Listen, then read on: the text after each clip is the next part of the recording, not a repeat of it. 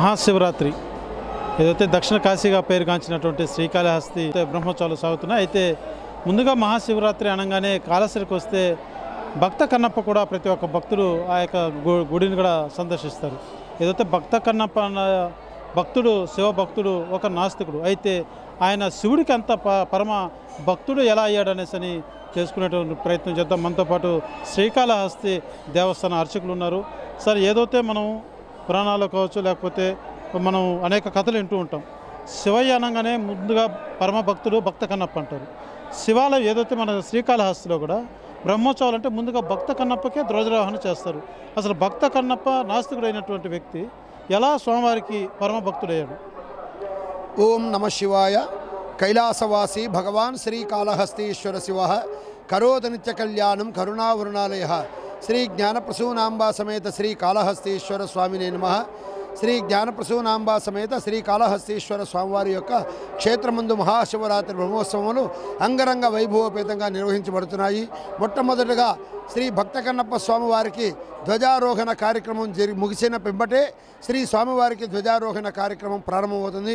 ఎందుకంటే ఈ భక్త కన్నప్ప పూర్వ జన్మంలో అర్జునుడు నాసికుడు శాపం వలన బోయవాడుగా జన్మించి స్వామివారికి నేత్రదానం చేసి ముక్తి పొందాడు.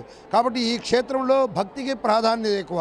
కాబట్టి మొట్టమొదటిగా కూడా ప్రతి నిత్యము భక్త కన్నప్పకు పూజ చేసిన పిమ్మటే అటు పిమ్మట స్వామివారికి పూజలన్నీ కూడా కైంకర్యాలన్నీ కూడా నిర్వహించబడతాయి.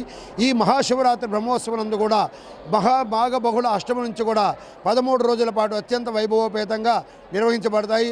అందులో భాగంగా మొట్టమొదటిగా భక్త కన్నప్ప స్వామివారికి ధ్వజారోహణ కార్యక్రమం ముగిసిన పిమ్మట ఆ రోజు రాత్రి స్వామివారికి విఘ్నేశ్వర పూజ, పుణ్యాహవాచనము, మృత్సంగ్రహణ, అంకురారోపణ ఈ కార్యక్రమాలన్నీ కూడా మహాశివరాత్రి బ్రహ్మోత్సవాలు కార్యక్రమాలు మొదలవుతాయి. కాబట్టి ఈ క్షేత్రంలో భక్తికి ప్రాధాన్యత ఎక్కువ. ప్రతి భక్తుడు కూడా మనశుద్ధితో భగవంతుడి దగ్గరకు వచ్చి భక్తితో ప్రార్థన చేసినట్లయితే భక్త కన్నప్పకు ఎలాగైతే మోక్షాన్ని కల్పించాడో భగవంతుడు మనకు మనసులో ఉన్న కోరికలను కూడా తప్పకుండా నెరవేరుస్తాడు భక్త కన్నప్ప. కాబట్టి ఈ క్షేత్రంలో భక్తికి ప్రాధాన్యత ఎక్కువ. కాబట్టి మొట్టమొదటిగా కూడా భక్త కన్నప్ప స్వామివారికి ధ్వజారోహణ కార్యక్రమం చేసిన పిమ్మటే స్వామివారికి ధ్వజారోహణ కార్యక్రమాలన్నీ కూడా ప్రారంభమవుతాయి.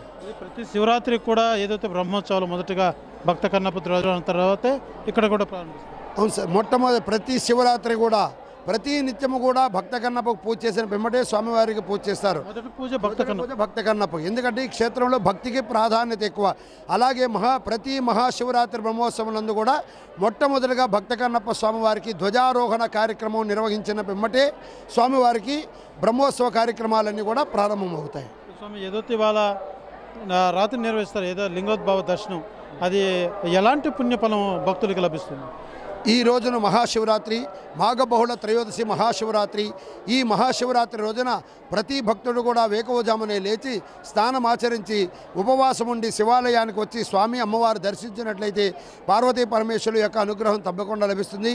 శ్రీ జ్ఞానప్రసూనాంబ సమేత శ్రీ కాళహస్తీశ్వర స్వామివారి యొక్క క్షేత్రమందు మహాశివరాత్రి పురస్కరించుకొని మహాశివరాత్రి రోజున స్వామివారికి శివుడు 11 ఏకాదశ రుద్రులు కనుక 11 కాలాల పాటు విశేషంగా స్వామివారికి వివిధ సుగంధ ద్రవ్యాలతో అభిషేకాలు, ప్రత్యేక పూజలు కూడా నిర్వహించబడతాయి.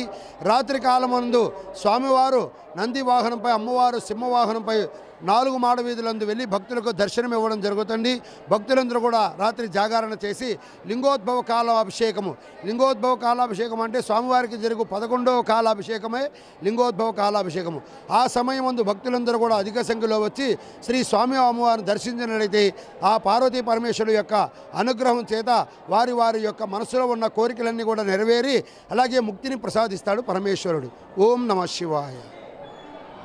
చూస్తున్నాం భక్త కన్నప్ప ఏదైతే శివుడికి ఎంతో అతి ఇష్టమైనటువంటి భక్తుడు భక్త కన్నప్ప. అయితే ప్రతి పూజ కూడా ముందుగా భక్త కన్నప్పకు చేసిన తర్వాత శివుడు పూజలన్నీ కూడా అందుకుంటాడు.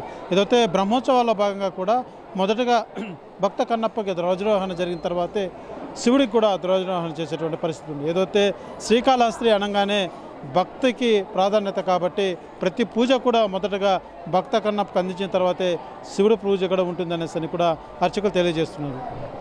కెమెరా పర్సన్ కోటితో సురేష్, RTV, శ్రీకాళహస్తి. మరిన్ని వీడియోస్ కోసం ఛానల్ ని సబ్స్క్రైబ్ చేయండి. లేటెస్ట్ అప్డేట్స్ కోసం వాట్సాప్ ఛానల్ ని ఫాలో అవ్వండి. ఆ లింక్ డిస్క్రిప్షన్ లో ఉంది.